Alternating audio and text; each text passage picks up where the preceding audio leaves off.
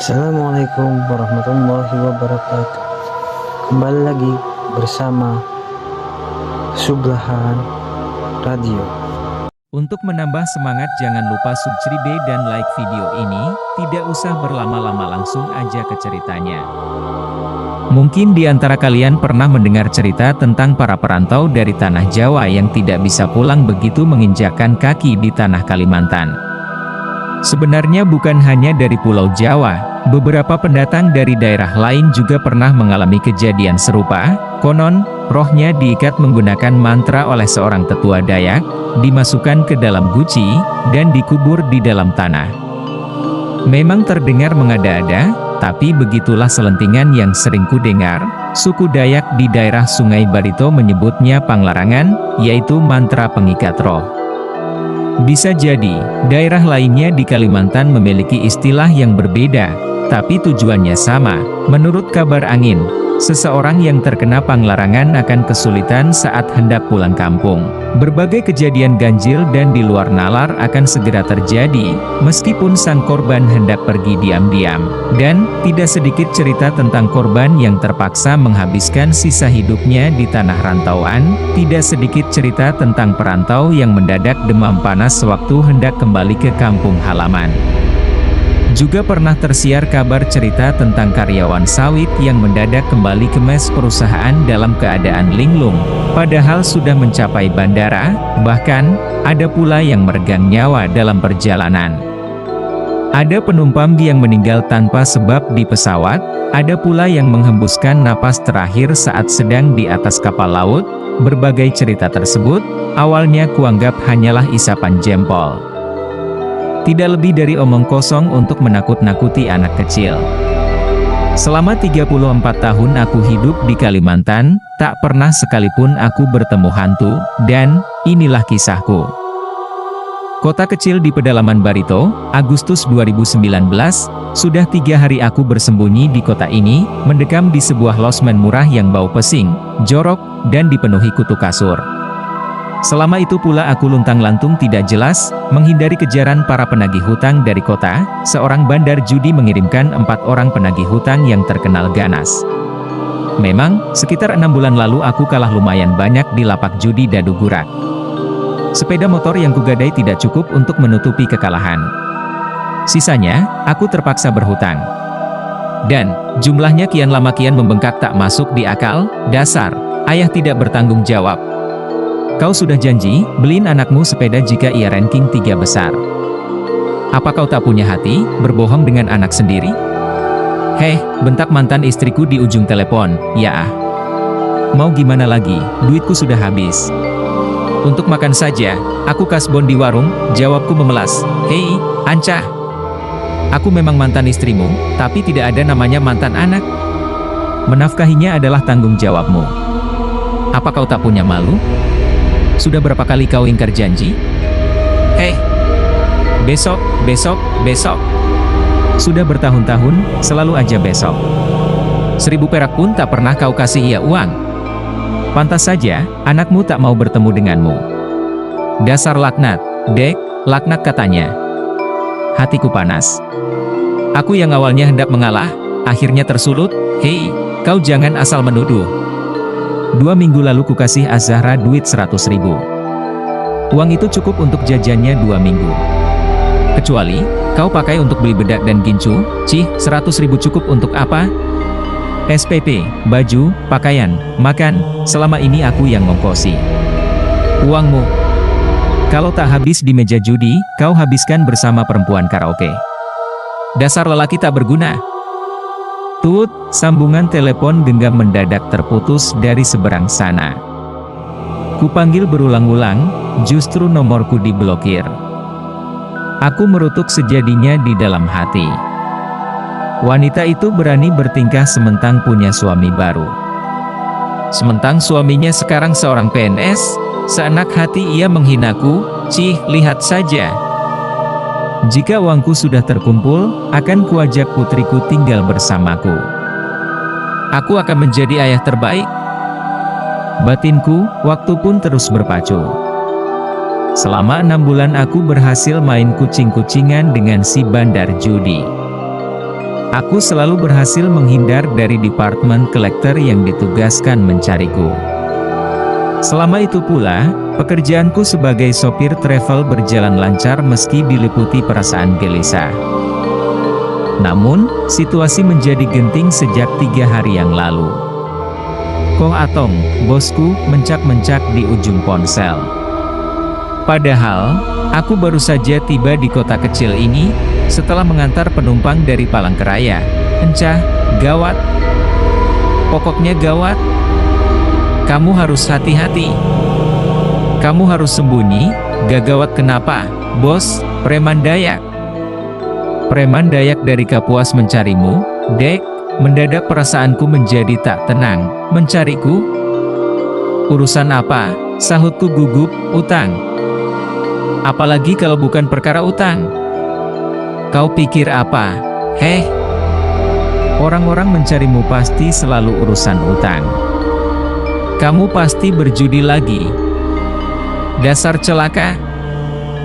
Gak ada sejarahnya orang menjadi kaya karena berjudi.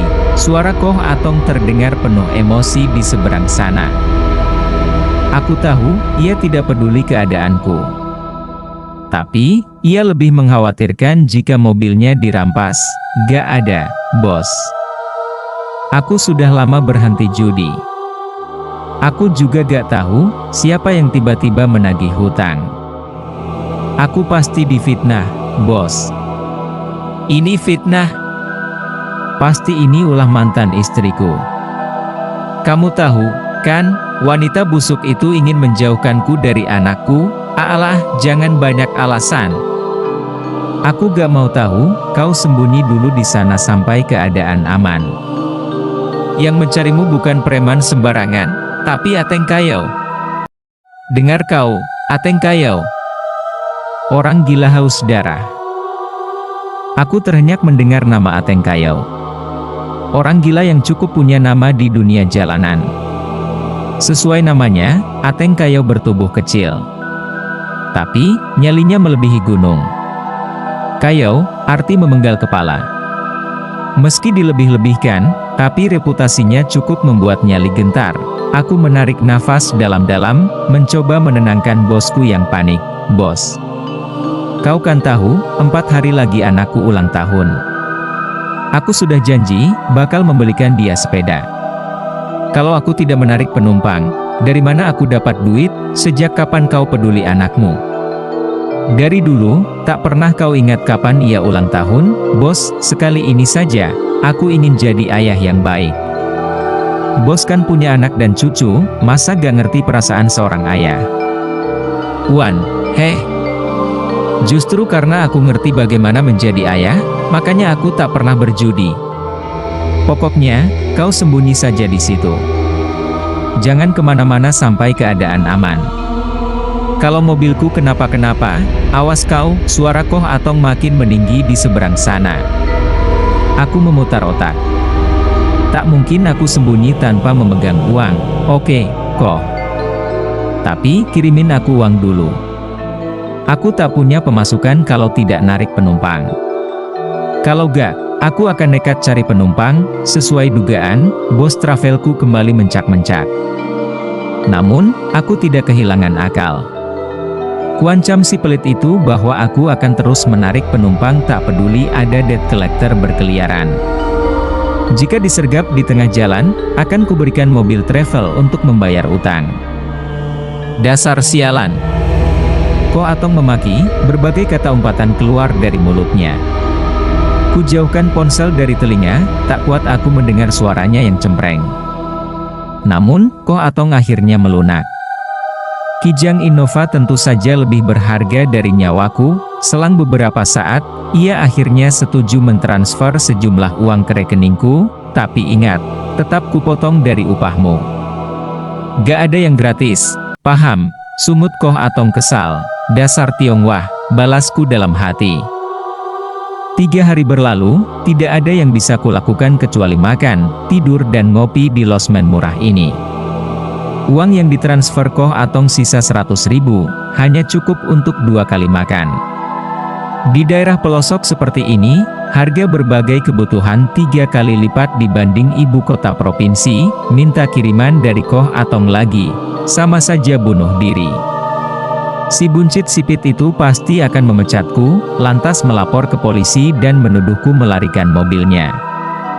Bukannya membaik, malah membuat masalah semakin runyam. Selama beberapa saat aku terdiam di kursi panjang di lobi losmen, menikmati kopi yang semakin dingin. Beberapa pramuria setengah tua menebarkan senyum yang tidak lagi memikat. Dengan dandanan menor dan norak. Wajah putih leher hitam mereka kesulitan mencari hidung belang yang lebih menyukai wanita muda di micat. Sore itu hatiku gelisah, memikirkan anakku akan merayakan ulang tahun yang ke-8 esok hari. Sepertinya, tahun ini aku lagi-lagi takkan bisa memberinya hadiah. Namun, sejurus kemudian mataku langsung berbinar, tatkala notifikasi WhatsApp grup sopir travel berbunyi. Sebuah pesan dari salah seorang sopir menarik perhatianku. Sepertinya, keberuntungan baru saja menghampiri. Tanpa pikir panjang, langsung kuhubungi Ilham, si pemberi pesan, melalui telepon WA. Entah kenapa, ia mengoper penumpangnya ke supir lain. Aku sedang murah. Biar aku saja yang membawa penumpangmu ke Banjarmasin. Kamu sedang di Murah? Pas sekali. Ada penumpang mau ke Banjarmasin. Antarkan ke pelabuhan. Kalau deal, kamu jemput mereka nanti malam jam 7 di penginapan Barito Permai. Kamu bisa, cerocos Ilham berapi-api di ujung ponsel, beres. Berapa orang? Tanyaku pelan. Charter. Mereka mau charter. Mungkin 4 atau 5 orang. Yang jelas mereka berani bayar mahal. Berapa? 10 juta. Hah? 10 juta? Serius? Iya. 10 juta, cash. 5 juta di depan. Sisanya dilunasi begitu sampai pelabuhan. Hatiku berbunga-bunga mendengar kata 10 juta. Uang sebanyak itu bisa kugunakan untuk membeli sepeda sebagai hadiah ulang tahun anakku. Mungkin bisa untuk mencicil utangku. Akan tetapi, seketika aku merasa ada yang tidak beres. Mustahil ada orang melepas uang 10 juta begitu saja. Kok kamu oper penumpangmu? 10 juta bukan duit yang sedikit, kan sudah kubilang di grup. Aku harus pulang kampung, mertuaku sakit. Nanti aku minta 1 juta aja, transfer ke rekeningku. Bagaimana, deal? Tak perlu berpikir 2 kali, langsung kuyakan persyaratan dari Ilham. Setelah teleponku tutup, sebuah nomor kontak atas nama Mina Kurik masuk ke pesan WhatsAppku, aku pun langsung kegirangan, menari-nari bak orang gila. Tak kuhiraukan penjaga resepsionis yang terheran-heran dengan tingkahku, yang jelas aku girang setengah mati. Hahaha, aku tertawa sekencang-kencangnya sembari bernyanyi dan menari, namun, kegembiraanku yang tadi menyala-nyala seketika padam tanpa bekas. Sebuah mobil yang baru tiba di halaman losmen membuat perasaanku mendadak cemas. 3 orang berwajah sadis turun dari mobil satu persatu, melangkah gontai ke dalam losmen. Mereka bertubuh kekar, penuh tato dan rambut gondrong acak-acakan. Yang lebih mengkhawatirkan, masing-masing mereka menggenggam mandau, entah apa yang mereka lalui, raut wajah mereka menandakan kemarahan. Orang-orang di dalam losmen mendadak gelisah, sebagian pergi diam-diam menyelamatkan diri melalui pintu belakang. Sebentar lagi, akan ada perkelahian berdarah, nafasku mendadak sesak tatkala melihat seorang lelaki bertubuh kecil berjalan di belakang. Matanya nyalang. Tangannya yang berotot menggenggam erat gagang mandau yang terselip di pinggang. Ateng kayau, ternyata mereka tengah mencariku. Entah bagaimana caranya, mereka menemukan persembunyianku. Dek, jantungku mau copot sewaktu amat kayau menatap tajam ke arahku. Aku ingin kabur, tapi kedua kakiku sulit digerakkan. Aku panik. Peluhku bercucuran dan kakiku gemetaran. Sorot mata itu, sorot mata haus darah, dan Ateng kayau terus mendekat dengan deru nafas memburu.